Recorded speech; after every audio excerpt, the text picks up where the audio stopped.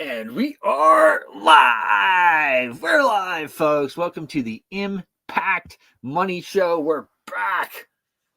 April 24th, 2025. It's about 6:20 in the morning. Good morning, ladies and gentlemen.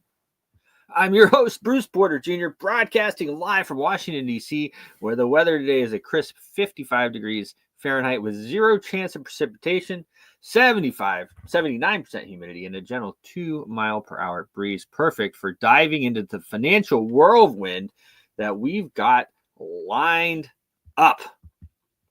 It's great to be back in the studio after an incredible journey that took me from the bold, freedom-loving micronation of Liberland for its 10th anniversary celebration to the romantic streets of Paris and the serene slopes of Villard-de-Lans, France, with my family. This is our first show since I touched down yesterday, and let me tell you, I'm fired up to unpack the global financial pulse with you, streamed live on X, YouTube, Rumble, and broadcast across Texas and Louisiana. We're here to cut through the noise, uncover the financial truths, and empower you to make money moves that matter. So buckle up, grab your coffee, and let's dive into today's markets, geopolitics, and cutting-edge innovations that are shaking up your wallet. Let's start quick with a rewind of my travels because they set the stage for the financial insights we're unpacking today. First, I had the honor of speaking at Liberland's 10th anniversary. This micronation built on libertarian ideas, blockchain-based finance, and zero taxes. Picture an event, a place where crypto isn't just a buzzword, it's the backbone of the economy, designed for maximum freedom. I met with visionaries pushing decentralized finance to new heights, and it got me thinking, how can we harness these ideas to protect our wealth in a world of tariffs and central bank tug of war? I have a few different interviews as well that will play over the next little bit now that I'm back here doing the show, and we'll play those interviews, probably one today as well. Then, after Liberland, I whisked my family, actually, I met my family in Paris. And we just had a wonderful time. I had a place overlooking the Louvre, and we did get into the Louvre. Bit of a funny story how we got into the Louvre, because apparently, and I read the dates wrong, 14th of April to the 15th of May, you have to make a reservation. And when I was booking everything, I thought, oh, we're fine. We're after May 14th. And silly me, of course, it doesn't. It was April 14th. But we don't accept no for an answer around here. And we got to see the beautiful Louvre. We got to see the beautiful museum, the Corsi or something like that. We also got into the Notre Dame. Wonderful, beautiful place for Mass. We did the, let's see here. Of course, we did the main walk there. We also went to the Basilica there. Amazing Mass at the Basilica that we caught. Just really, really something else. That Basilica is just absolutely, it's all absolutely amazing. Paris is beautiful. For those people that say that Paris has fallen, trust me, New York is way worse, my friends. New York is worse. So Paris is really great.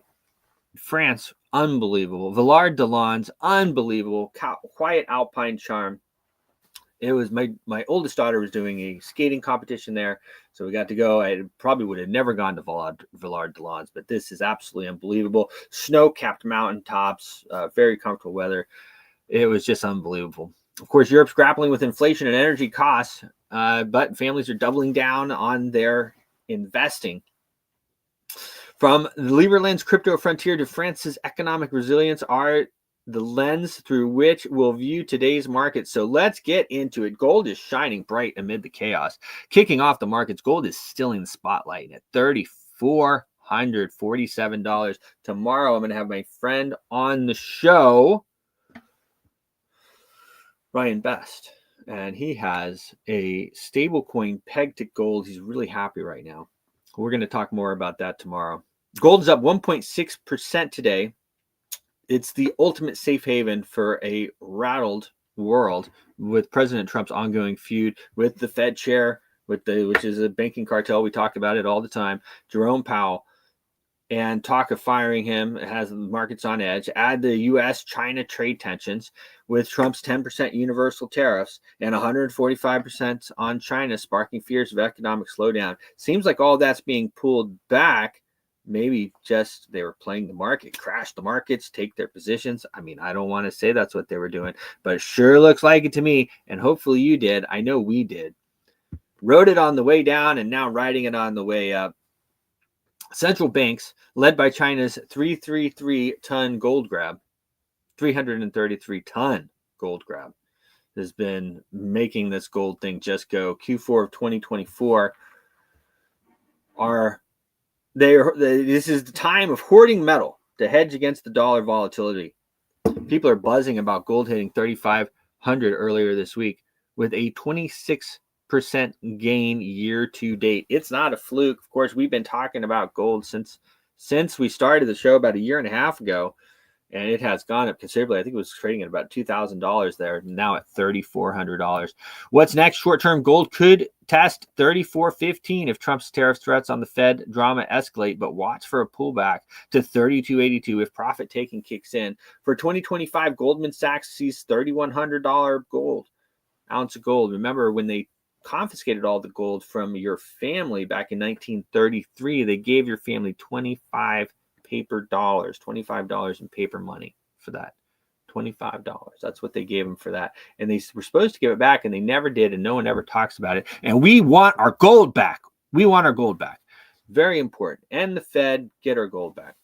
While optimists predict $6,000 of de-dollarization accelerates, investors consider physical gold or ETFs like SPDR gold shares to shield your portfolio from the chaos.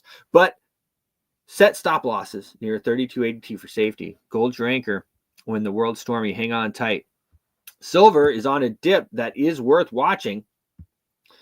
Silver's gold's scrappy cousin is at $33.67, down 0.58% today, but up a solid 17% year to date. The dip reflects profit taking after hitting $34.43 last month, plus tariff fears denting the industrial demand. Silver is still used in industry in a lot of different ways. Silver used by everything from solar panels to EVs, but don't sleep on it. Global demand is set to hit 700 million ounces in 2025, and U.S. refineries are backed up, signaling supply tightness. Folks are hyping a potential silver squeeze. Of course, they've always been hyping that, to be honest with you, with the Chinese buyers snapping it up at $32.50. I will say that when we started doing this show about a year and a half ago, silver was at $19. So nice move. And what that tells you as well, folks, is that is your dollar, the buying power of your dollar slipping. That's inflation going through the roof. That is the central banking cartel stealing your money. Okay, that's what's going on. And of course, the out of control spending from Congress, like I spoke about in my speech in Lieberland. I'm glad someone's talking about tax cuts. I'm glad we're getting tax cuts. Thank you, Mr. President. I will take the tax cuts. But when the overall spending is going up, it's a tax cut on the front end, but it's a tax raise on the back end. Then that's through inflation. Few people understand that. At least we're getting one on the front end, but we should really get that spending under control, in my opinion. Oil's creeping up, but cautious. Brent crude oil is at $62.63 today, up 0.5%, 0.58%, clawing back from a 4-year low below $60 earlier this month. Trump's tariffs paused comments on April 23rd eased demand fears, while U.S. sanctions on Iran crude exports slashing over 500 barrels a day tighten the supply. The API's 4.565 million barrel U.S. inventory drop adds fuel to the rally. The global stocks at their lowest since 2017. Analysts say that oil's undervalued by $17 a barrel. So that's a nice move. So we're good. If we're going from $62 to, let's say $80. Woo, that's a nice move. I might open up a long. That sounds pretty good. Short term, Brent could hit 65, 68 if sanctions intensify, but a tariff escalation could drag it again below 60. for 2025. The EIA predicts $68 barrel. JP Morgan says 75 with a downside to 61 by 2026 if supplies grow. Investors consider oil TFs like USO if Brent breaks 63, but hedge it with gold. Consumers brace for gasoline at $3.10 a gallon this summer. Oil's a wild ride, folks. Stay nimble. The Asian markets are mixed signals. Over in Asia, the Hang Seng it dropped 0.74% to 21,909, cooling off after a 2.3% surge yesterday on hopes that U.S.-China tariff relief. Profit taking hit the stocks hard. JD.com fell 6%, Mituan 5%. Chinese investors dumped $2.3 billion in Hong Kong stocks, the biggest outflow since 2021, signaling skepticism about the trade deals. Other Asian markets are mixed. Japan's Nikkei holds steady, but thanks to a stronger yen,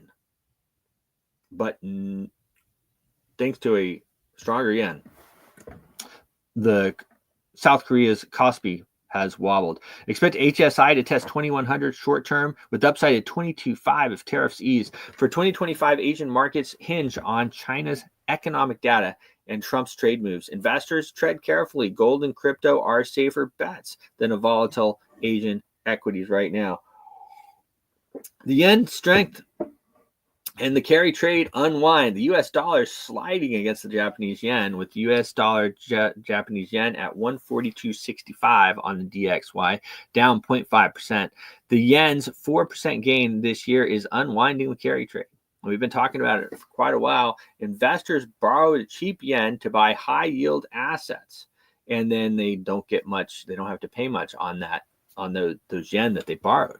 Sometimes even less than zero. But the Bank of Japan's rate hike to 0.25% and $72 billion in interventions are squeezing them out.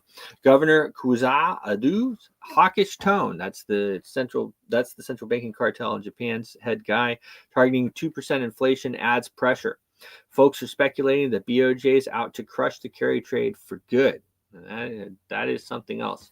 Short term, U.S. dollar Japanese yen could dip below 142 if the BOJ tightens, boosting safe havens like gold. For 2025, expect volatility as the U.S.-Japan trade talks loom. Traders short U.S. dollar Japanese yen at 142 for 140. A hedge with Bitcoin at 92,376. The yen's rise is a global wake-up call. Watch it closely, and it also shows you how much control that the central bankers have on the global economy here. Couple of messages here. Bruce, my first CD is released this Monday. Radio Play 2. That's why I've been offline a bit. Hey, man, cool. All right, that sounds cool. All my disposable income went towards promotion, distribution costs, investing in myself. Well, my friend, that's how you do it, right? If we should talk a little bit about Bitcoin Palooza. Maybe you want to come play Bitcoin Palooza. Do you want to play at Bitcoin Palooza? Let's talk about that. Bitcoin Palooza is coming up May 27th in Las Vegas, Nevada.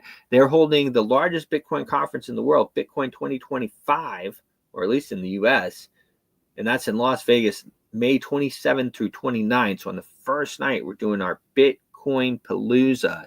It's going to be pretty amazing. We already have some great market people lined up. Of course, I saw my friend Brock Pierce when I was visiting Lieberland, and he confirmed that he is coming as well. So that is super exciting. U.S. markets a pause after the party. The Dow closed at 39,606 yesterday, up 1%, riding Treasury Secretary Scott Bennett's trade war de-escalation talk, but futures are down today. Dow futures down 0.6, S&P 500 down 0.5, NASDAQ futures down 0.78. Those are the futures. Profit taking after a two-day rally and mixed earnings. IBM 6% drop despite beating Q1 signals caution. Alphabet and Intel report today, and weak guidance could hit tech hard. Trump's Fed jabs and weak ISM services index add to the gloom.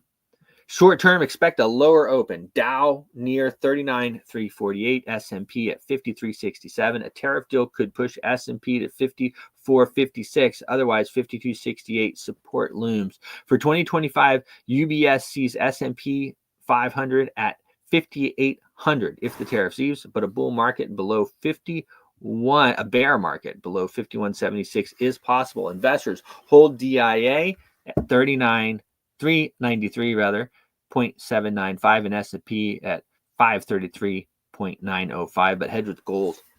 The VIX above 20 screams volatility. Stay sharp. Crypto is still roaring. Crypto's on fire with Bitcoin at 92,376, up 9.42% this week. Ethereum's at 1740, plus 9.515% today. Despite today's dip, Bitcoin is really shining. XRP, Trump's strategic crypto reserve plan, naming Bitcoin at XRP and Sol, and ADA, plus a 24 billion ETF inflow fuels the rally. XRP's ETF odds at 65%, and Ethereum's Spectra upgrade on May 7th keep altcoins hot. Looks like to me, guys, we're really now hitting alt season. Finally, the infamous alt season that everybody's been waiting for. All my crypto bros and have been waiting for it. All right, man, I would love to, he says. All right, Johnny, let's talk more about it, brother. Give me a call. I think you probably have my number. If not, send me a DM. Let's get on a phone call. Let's talk about it. Short term, Bitcoin could hit 95K if the crypto summit delivers, with support at 88K. For 2025, Galaxy Digital predicts 185,000 Bitcoin. Investors hold Bitcoin and ETH, XRP, HBAR, and speculative gems. Traders buy the dips at 88. Bitcoin, XRP 199. Crypto is your ticket to the future. Don't miss it, folks. The DXY, the dollars wobble. The US dollar index is at 99.37, down 0.47% after rebounding from the 3-year low of 97.97 last Monday, just a couple days ago. Tariff uncertainty, Trump's 90-day pause, but no China deal drives selling alongside yen strength. Trump's Fed attack spooks the market, boosting gold and crypto as the U.S. dollar sees more pain. I can tell you, as being over in Europe, the dollar is weakening. It was like weakening by the day. Felt like I would like go change some dollars, and I'd go out and spend some dollars or whatever. And yeah, that was spent. It was interesting. Short term, the DXY could test 98 or rebound to 100.5 if tariffs tighten. For 2025, long forecast predicts 93.67 by July. That is a considerable move downward, folks. Traders short DXY below 99 for 97.75. Investors hedge with Bitcoin. The dollar's dip is a signal. Diversify now. Trump's wild ride. President Trump's making waves. On April 23rd, he hinted at easing U.S.-China tariffs, sparking yesterday's Dow rally. But no deal's done, and 12 states are suing to block his tariff powers. He signed 7 education orders targeting woke colleges, stirring debate but not markets. In Ukraine, Trump accused Zelensky of tanking the peace deal, pulling Rubio from London talks, boosting gold and oil. His approval is down to 45% per the New York Times. For what that's worth, yaddling investor confidence. Each expect tariff talks to drive the markets, with Michigan rally on April 29th and Pope Francis' funeral trip looming. For 2025, the tariff cuts could lift S&P 500. Escalation risks a recession, which we've been talking about for quite a while. Stay hedged. Gold and Bitcoin are your friends. Musk White House drama. This is what I've kind of overheard here. Elon Musk in the spotlight, set to exit the Department of Government Efficiency. I don't know how we're going to survive without this guy. I'll be honest. I mean, is he going to be just gone? Is he going to be just totally out? I'm not sure. I mean, he's been such a fixture of getting Trump elected, and then in this first initial 100 days, it's really hard to imagine a White House without Elon Musk being involved. But we'll see how that all plays out. Tesla profits drop a lot, 71%. A WWE style shouting match with the Treasury Secretary Scott Bessent on the 23rd of April over the IRS pick shows cabinet tensions. Now, this this IRS pick that Scott Bessent has chosen, this Treasury Secretary, he's a avid anti-Trumper and thought that we should all go to jail for supporting January 6th. I mean, this guy is really a wackadoo. And a strange, worrisome pick. Why? And I hear now as well that Susan Rice is in the State Department. I mean, it's just hard to get your head around. Musk's dog slashed jobs but missed the $150 billion savings, and his gold card visa plan stirs immigration debate. Tesla's stock is at 247.53, down 41% year to date. And of course, the Doge meme coin is down quite a bit as well. Short-term, Musk's exit could stabilize Tesla, but spook crypto. For 2025, his focus on Tesla and SpaceX may lift shares, but Doge chaos clouds the markets. Investors avoid Tesla for now. Traders watch Doge for volatility. The Ukraine war, no end in sight. The Russia-Ukraine war rages on with Trump's peace push faltering. On April 23rd, he blasted Zelensky for rejecting a deal ceding Crimea, and Rubio ditched London talks. Russia's strike killed 8 in Kiev, while a 500-person prison swap offered hope. Zelensky accused China of arming Russia, escalating tensions. Kind of the chatter is no deal soon. Expect more strikes and stalled talks, driving gold and oil up. A ceasefire seems unlikely without U.S. aid, risking 60,000 plus deaths. Markets stay jittery, hedge with safe havens. Palestine, a humanitarian crisis. In Gaza, Israel's offensive has killed over 51,000 Palestinians since October 23rd, with many, many more displaced, fueled by $22 billion in U.S. aid. Trump's February 2025 displacement plan and Israel's aid blockade since March 1 draw genocide and ethnic cleansing charges backed by the International Criminal Court indictment of Netanyahu, which I guess his name is actually Polanovich or something like that, and South Africa's International Criminal Justice case. It's just a mess. The ceasefires have stalled. They're starving over there. They're dying. They're getting blown up. It's just a horrible situation. The short term, expect worse violence and UN pressure boosting gold and crypto.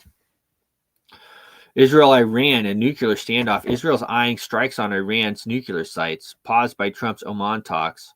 Iran's 60% uranium enrichment and their proxy support for different factions around the area fuels Israel's fears, while its 90 plus nuclear warheads deter threats. Well, I think they inflame the whole area. Iran's nuclear-free Middle East proposal is, I think, probably the best chance we have of getting peace over there in the Middle East. Denuclearize the whole area, including Israel. And then I think we can get some peace. I don't think we're ever going to have peace. They're just going to have this arms race. Arms race are always going to be racing to have arms. AI and robotics. The future beckons. AI and robotics are exploding. NVIDIA's Groot N1 humanoid model and LP convolution for machines visions are game changers.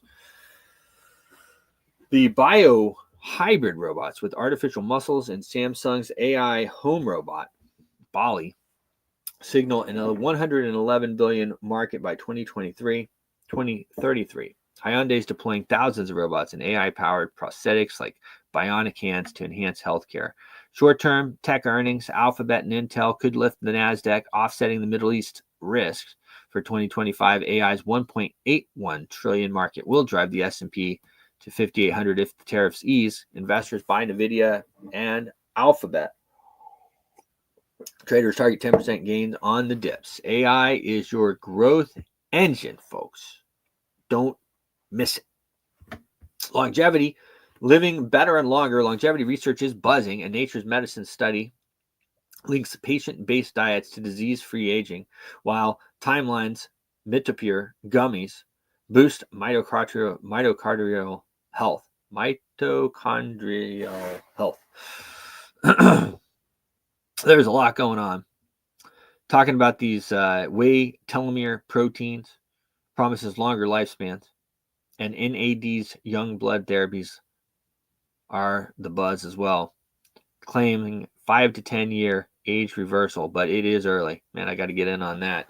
Expect biotech short-term gains with 44 billion market by 2030. Closing. Let's by Timeline and Juven Science hedge with gold. Longevity is a wealth builder. Jump in cautiously. Folks, the world is on fire. Gold shine and crypto surge. AI's rise to longevity promise. Your financial future is in your hands. Tune in daily now that I'm back here in Washington, D.C. on X, YouTube, your TV if you're in Texas, in Louisiana, Rumble. If you're worldwide, X, YouTube, Rumble. Hit up questions on X. We're easy to reach. We're live, unfiltered, and ready to help you win. I'm Bruce Porter Jr. I have the market report with our good friend Matt Dixon. The Market Watch report. He gave me a recorded version here. Boom. Add this one up. And we are good to go with the Market Watch report. All right. Let's see what we should be. Let's see what the great Matt Dixon has to say here. Boom. Money viewers. So good to be back with you again after a little break that we've had. There's been quite a bit of movement in the markets recently. We've obviously had a good bounce back with Bitcoin, with risk. Been lots of turmoil with Trump. Very, very uncertain with his policy making. You know, he's pulled back. Well, he imposed the tariffs, which was terrible for the market. The market hated it. He's pulled back on the tariffs and the market's bounced back a bit. He's back into with a very uncertain policy towards Ukraine, Russia. Seems to be backing Russia entirely and blaming Ukraine. So he's very, very erratic as a leader, and this is not what the markets like to see. So surprisingly, the markets have actually they're adopting a glass half full or a cup half full attitude rather than half empty. So they're actually taking a positive spin on things, but there is definitely concern out there, and if this continues, it's not going to be good for the markets. There's already been damage done, and I don't think that's fully priced into the markets. And I think that if this uncertainty continues, there's a lot more damage will be done. There's a lot of damage being done to the credibility of America around the rest of the world because they can't be relied on anymore, it seems, under Trump. And this, as I say, it's not good for international relations. It will drive the others, the other economic powers into each other's arms, China with Europe and Russia even. So it drives them into their arms and drives a wedge between America and the rest of the world. So people cannot trust America anymore.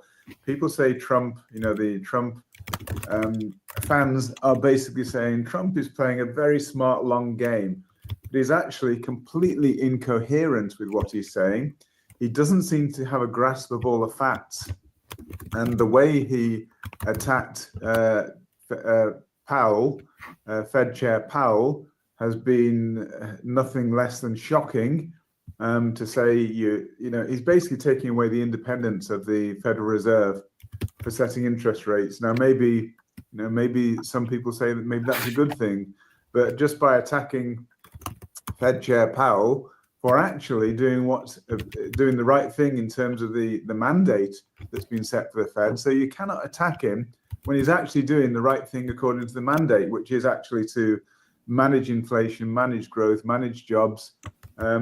Based on all those things, he's doing the right thing. So we'll look, first of all, actually, we're on Bitcoin, but we'll just jump over to this Fed Watch tool. It's quite interesting that Despite all these attacks from Trump, the chance now of a rate cut at the next meeting, May the 7th, has been cut right the way down. So it's more than 95% now chance that the rate is going to be held steady at the current level.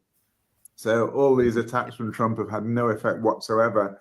And in fact, we've not seen it this high for, throughout the whole, since the last meeting, it's not been this high a chance of a rate hold.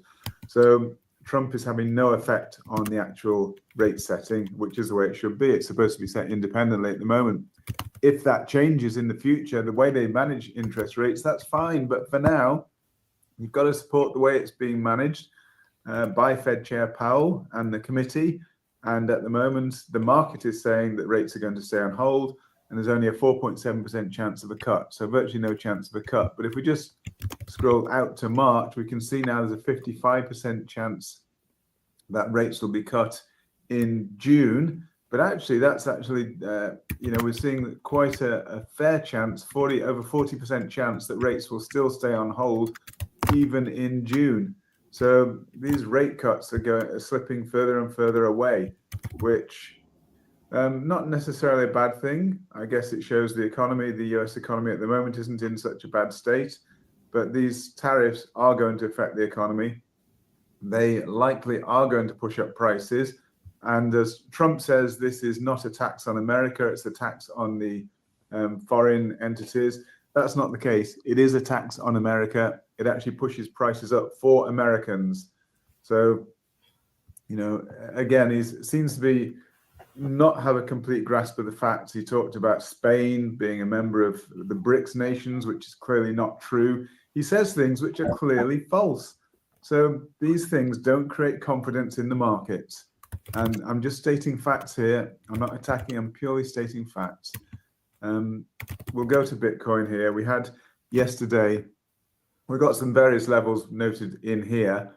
So the line in the sand, as I said, is the bottom line here. The line in the sand where we don't want Bitcoin to drop below is 69,000. That was the previous all-time high before this recent 109,000. Before that, we had 69,000. That was long before the FTX crash to 15,500. I won't scroll back to it now, but that was the previous all-time high. So we fell all the way from 69,000 to 15,500, and then we rose all the way back up to a new all-time high of 109,000. Now we've been falling back since then. Now the question is that fall complete now, or have we got further to go? It's actually not possible to say categorically, but we look at the odds and the indications of what's likely to happen. This chart does show apparently a potentially completed correction to the downside. It corrected down to 74,000-ish, somewhere around there. And we've had a move up. Now, at the moment, it's not absolutely clear to say whether this is an impulsive move to the upside. But when I talked about important levels, this was an important level here. So these basically pivot highs, this pivot high here, wasn't breached yesterday. In fact, we reversed just below it. And interestingly, you can see at the same time we had some hidden bearish divergence where we have lower highs on price and we have higher highs on RSI.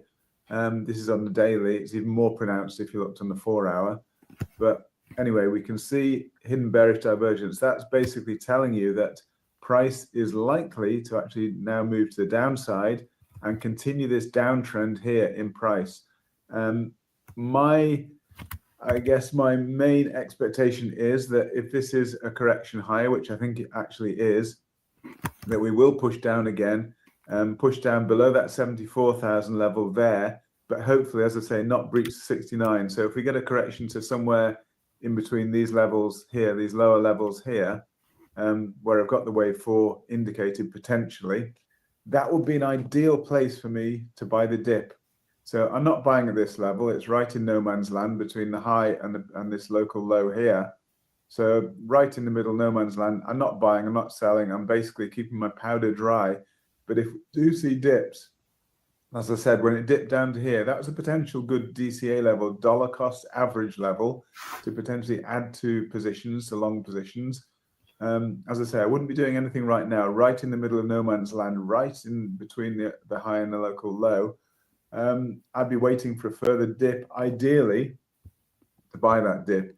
Now, if we do continue higher and push to new all-time highs, if we were to push above that level, my stance would change, and my risk reward would be good potentially for a buy with a stop loss just below. Or if we get up to that level, I would also potentially be looking at a sell with a stop loss just above.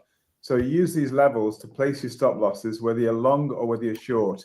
It doesn't mean you can predict with any certainty where the market is absolutely going.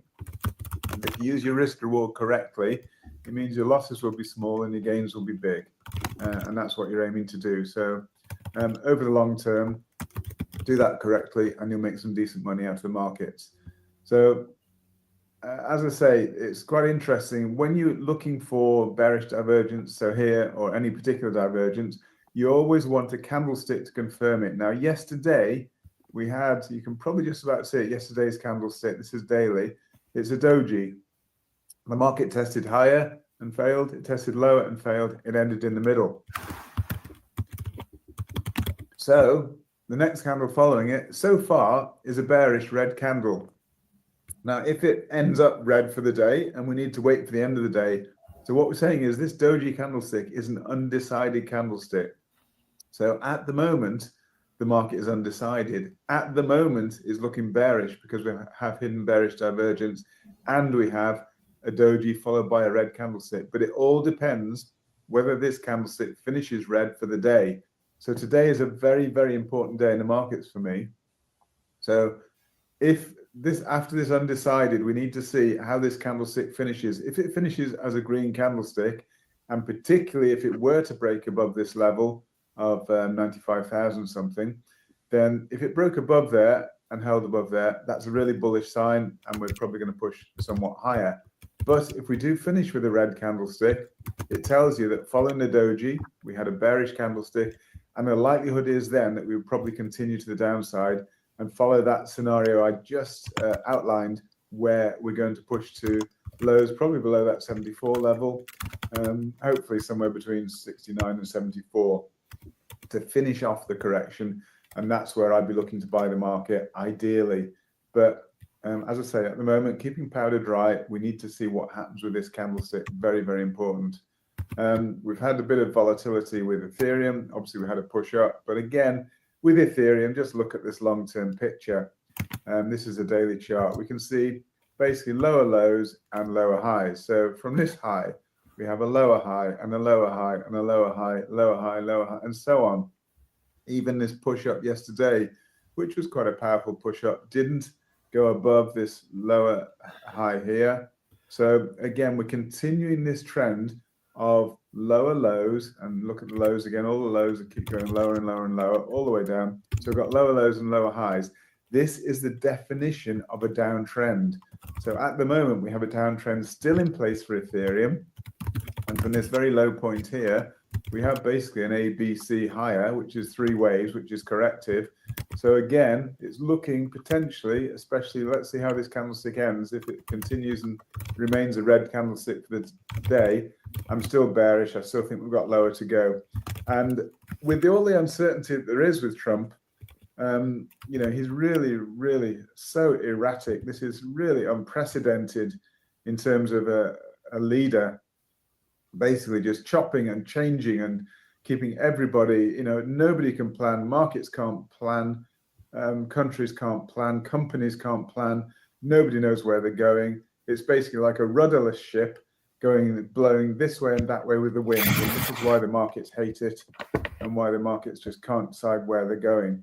So at the moment, we're still in a downtrend. This is the true definition of a downtrend. Nothing has changed. We get little spikes up now and then against the trend, but not breaking the trend. The trend is still down. Just going back to Bitcoin, which is quite clear. We also have it on others. We actually had here, we had a death cross, which is actually where the short-term moving average crosses below the long-term moving average, 50 and 200. I'm talking about moving averages. So this one is a death cross, telling us that even though we got this spike higher, there's been a death cross, and likely that although it's slightly a backward looking indicator, I don't put too much store in it, but they do have some power. So, for example, when we had a golden cross down here, this was a golden cross. Look what happened with the market. Massive rally in the market following the golden cross. And actually, it does tend to work out more often than not. So the fact we have a death cross here is telling me that potentially we are going to head for some further substantial downside following that death cross. And we have that not just in Bitcoin. We have it. Let's just jump over to the S&P 500, SPX. Once again, we have a death cross here. So just once again, just look where we had the golden cross. In fact, it's way, way back. Wow, even further back. So I'm just trying to see where it was. Here it was. We had a death cross here, and we got a downturn in the market. We got a golden cross here. And from this point, and this was June 2023, we got a golden cross. Look what happened to the S&P 500. It absolutely rocketed to the upside following the golden cross. We now have a death cross, and that's potentially telling us of more downside to come. Not definite, but it's just showing us the odds are that we may well have some serious downside to come with this death cross in the market. Right, very, very current death cross. Now we've had an ABC down.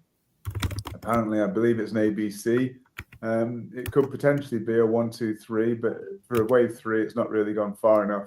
Wave 3 would need to go to at least 1.618 times wave 1. So at the moment, I'm labeling it ABC, and potentially that could be the end of the correction, but actually it could be a more complex correction. So ABC down, we could have an ABC higher potentially, and then we could have 5 waves down for a flat correction, or it could be turn out to be a WXY. But either way, this correction can continue, and we can get lower lows here, and that would align with my reading of the market, with this tremendous uncertainty with Trump, with the charts we just looked at with Bitcoin, Ethereum, and the downtrend that's there, with the fact we have a death cross here.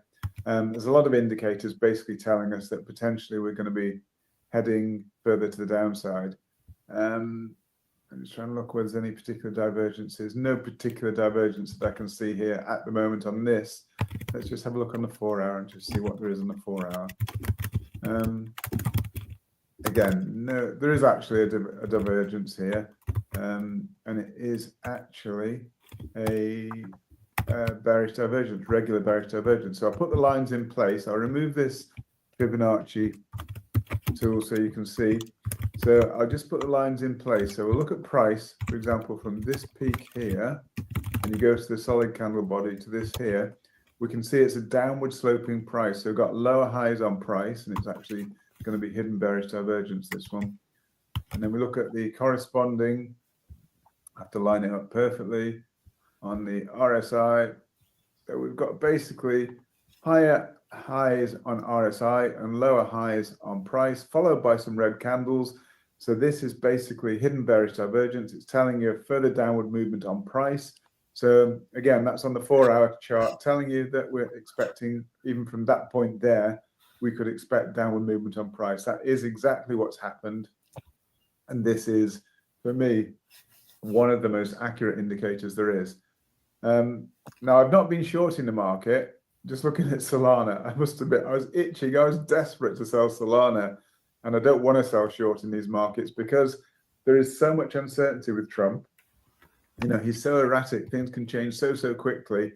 I don't want to be caught short on the markets because potentially, if if he comes out with some good news and say there could be Ukraine could cave in potentially and cave in to allow Russia to win this to win the war effectively. They could cave in, and there could be a piece there, which actually would potentially be very good for the markets. And we could get Trump rolling back completely on the tariffs, realizing how bad they are for the world economy, how bad they are for America. I mean, they're really going to hurt America probably more than anybody else, in fact. So this is why the markets are reacting so badly. Even the Mag 7 are, being hurt badly by these Trump tariffs. And I don't see any long-term benefits to be had from it. Trump seems to have a misapprehension about America losing out because they're indebted to these countries. I mean, America's been basically acquiring goods from all the, from China, for example, effectively for free, just printing money and getting all these goods effectively for free from China. America has been the beneficiary of US being the reserve currency of the world, and the fact the US have just been printing money like crazy to get goods effectively for free. So there's two sides to the coin. And don't forget, it's China that have been supporting America by buying American debt. And so America is sunk without China. They have to rely on China to support them, to keep them afloat effectively. And Trump doesn't seem to realize this. China holds all the cards. America holds very few cards. They're actually really, shut in a corner. And Trump is fighting like a wild animal at the moment, not knowing what to do, just striking out in every direction. That's how it appears from the outside world. And that's what the markets see. They see uncertainty. So, as I say, looking at Solana, I was desperate to sell it yesterday when I saw it hit 154, 155.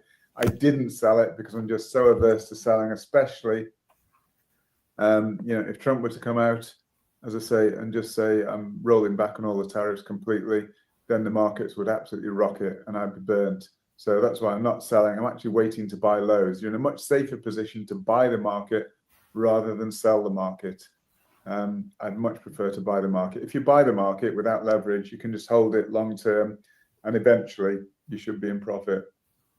If you sell the market and go short, you can actually be wiped out much more easily. In fact, you can be wiped out when you short the market. But theoretically, you can't be wiped out if you're long the market, as long as you're not borrowing the money.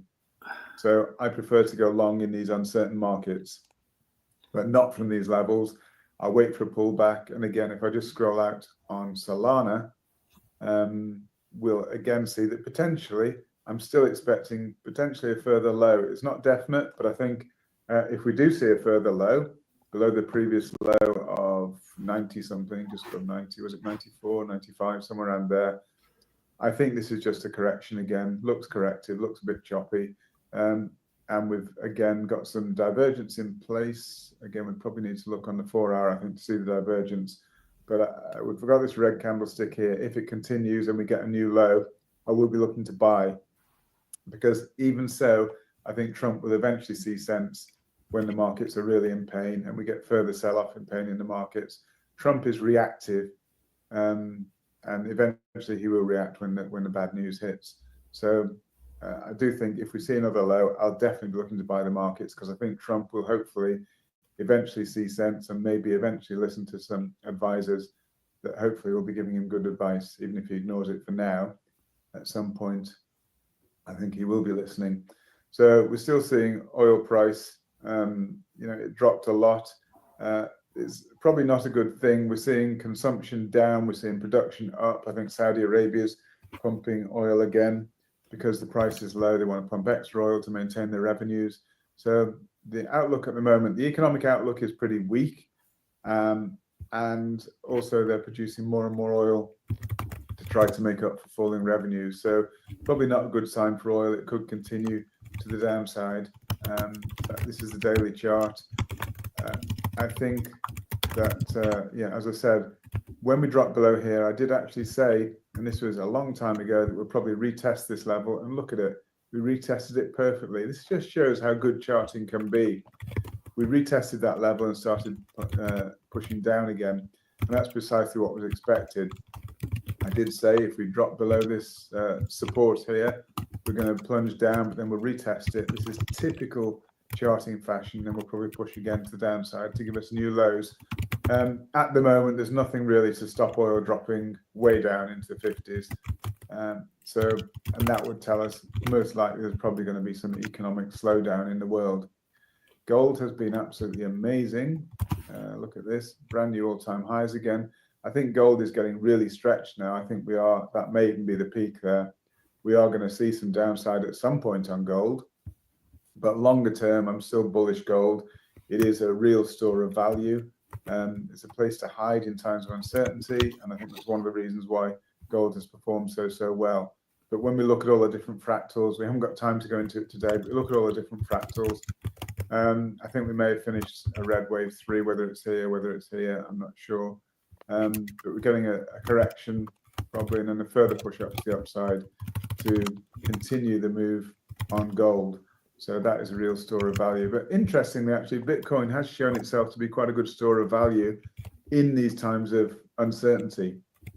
So we saw a really sharp sell-off the other day on the S&P, on the Dow, on the Nasdaq, and at the same time we saw Bitcoin pushing higher, sharply higher. I think these are just temporary divergences.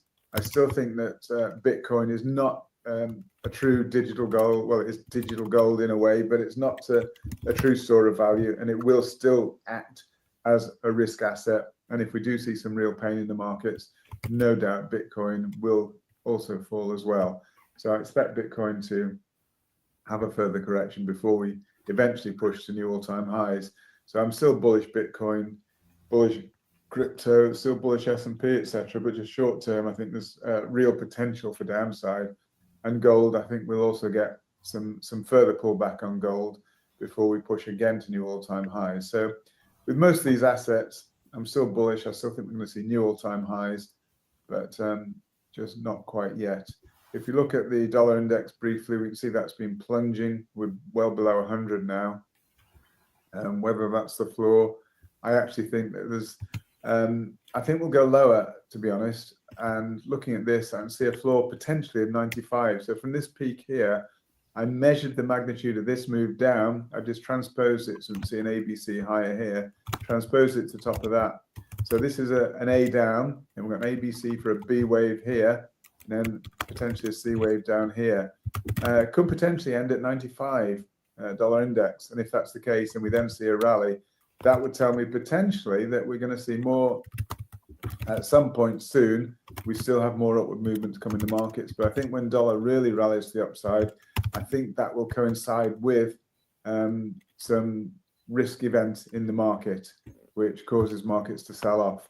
But for the time being, I think there's lower to go with the dollar, and that's probably going to give us opportunity for that all-time high in various assets. So short term, we're going to be choppy. We may go a little bit higher in dollar index, but I still think we've got somewhat lower to go, which I think will be positive for markets before this major buy into US dollar. And if we look at dollar yen is fairly similar. You can see here, I still think we've got a bit lower to go with dollar yen, which would potentially tell me some more negativity in the markets. But I think this is an ABC in dollar yen. And remember, dollar yen is correlated with the markets. So if we see dollar yen rising here to right back above this level, above the 161 level, that would coincide with a rally in the market. So my thesis is that we are yet to see this major rally in the markets to take us to new all-time highs for Bitcoin, etc., and risk assets. So that will be when dollar yen rallies much, much higher. So for the time being, I still think we're in correction mode for dollar yen. Dollar yen is a funding currency. So whilst it's headed down a little bit, that means it's a bit negative for the markets potentially. So when we hit that low there and start to push higher, that will be the time for me where I want to jump into the markets, fill my bags, and basically look for some serious upside in the market. So I think from this chart, it looks reasonably clear that we will see, as I say, a little bit more downside, but then we'll see a major rally. So I'm still really hopeful, really excited about the markets. A lot of people have been getting ahead of themselves, I believe, saying that the rally's already started. I don't think that's the case. And I think that's what the charts are telling us, the fact that we have lower to go in dollar index before we start to rally to the upside. We have lower to go here with dollar yen. But then I think dollar yen will push to the upside. So when we push to the upside, that will give us negativity in the market. So that's what I'm saying. I think people are getting a bit ahead of themselves. So we'll look at some of the more speculative ones briefly. Jasmine, we can see here, it's had a nice little rally. We actually spiked just above that long-term support, which is actually quite positive. We're heading back down again today. So yeah, I had a B wave somewhere around there, and I think we're going to be pushing down yet again for Jasmine. One Harmony, again, it's that crazy one where all the candles seem to be roughly the same size. If I go to the 4 hour, you'll still see what I mean. Nothing has really changed. These candles seem to me to be very artificial, very manipulated, just tell me of market making. So I'm not confident. and it just moves with the market. So that's why One Harmony has been going higher. But again, it's still pretty much in a downtrend. I expect further downside to come. Toncoin has had some good performance, but I'm still waiting for that dip, ideally to buy it around the $2. That's what I'm looking for, ideally, to hopefully make some serious money on that. Fartcoin's actually down today, but it's done really well, hasn't it? You can see here it's had a really good pump, and just this is actually a correction down, so that clearly isn't a C wave here, but it's probably up here. So we've had an A, had a B, and I think we've had a C wave here, or it could even be a WXY, but I think the correction is most likely complete on Fartcoin. That's correction to the upside, so I think we now have more downside to come. And Trump coin, again, had a little bit of a push. We're down 9% today, so down seriously today. But you can see we've had, we did have a bit of a pump higher, but again, it's falling. These are very negative candlesticks. You can see this where it basically tested higher, failed, followed by a big red candlestick, solid red candlestick. Again, tested high here, failed. So pretty negative on Trump coin. I think it's going to head lower. I think it'll eventually head to pretty much to zero. That's pretty much it for today. I'd be very, very cautious. I wouldn't be taking any long positions right now. I think there's too much uncertainty in the market. Let's look forward to, well, we're getting close to the next Fed rate meeting. That could be a big turning point. But we actually have to watch what Trump is saying from day to day, because he keeps changing his mind. At the moment, with such uncertainty, I'm staying out of the markets. So thanks for listening. Hope that helps. Look forward to catch up tomorrow. Bye for now. The great Matt Dixon with the Market Watch Report. I will say this of my good friend, Matt Dixon, and colleague, Matt Dixon, my fellow host. At least 90% of the time, when Matt says stay out of the market, you should probably stay out of the market. At least 90%. Matt and I've been trading for years together, so I don't always listen to him, But usually, when Matt says stay out of the market, you want to stay out of the market. So keep that in mind. I would tend to agree that uncertainty is kind of ruling the space. Over in Europe, of course, and other countries in Asia, they're feeling the heat of these tariffs and everything a lot more than we are at the moment. Although if you're in the markets, you've been feeling it a lot. But if you're, a lot of people on my X feeds, Bruce, who cares? They're only taking the money from the rich people. Well, that's not exactly true. Okay. If you have a 401k, which most people have, you have some market exposure and you have felt the pain. You have been feeling the pain. I can tell you, we felt the pain. I can tell you, I felt the pain. I felt the pain. Of course, I did open a nice big short before the big move down, and that helped. I can tell you that helped a lot. But you don't always get that. Well, guys, it's a pleasure to be back. I am back, so we'll be doing the show here again regularly. We'll see you tomorrow again. If you haven't signed up on 2Bit Exchange, make sure that you sign up today. Here's our little ad for that. Cheers, guys. Hey, Randy, I got another home run for us, man. This 2Bit Exchange is absolutely amazing. Hey, Bruce, what's up, man? Yeah, why don't you tell me about that 2Bit Exchange? Yeah, that's right. And we're going to be able to list our coins that we want, that we support, and they're going to be on this amazing derivatives platform. It's absolutely awesome. Derivatives? I love derivatives. I can't wait to be on the trade copy program. So what I want you to do is set up an account and then send me your UID, and let's set you up with a trade copy system, and you just let it run. Copy our trades. That's it. Easy peasy. So you want me to open an account, send you my user ID, and you hook me up with the trade copy system. I can't wait. Sounds spectacular. Hey, Matt. Hey, listen, I met with the guys at 2Bit Exchange while I was in Dubai, and this platform really looks amazing. Yeah, hi Bruce. Yeah, thank you again for that heads up. I mean, I've looked into this 2-bit platform.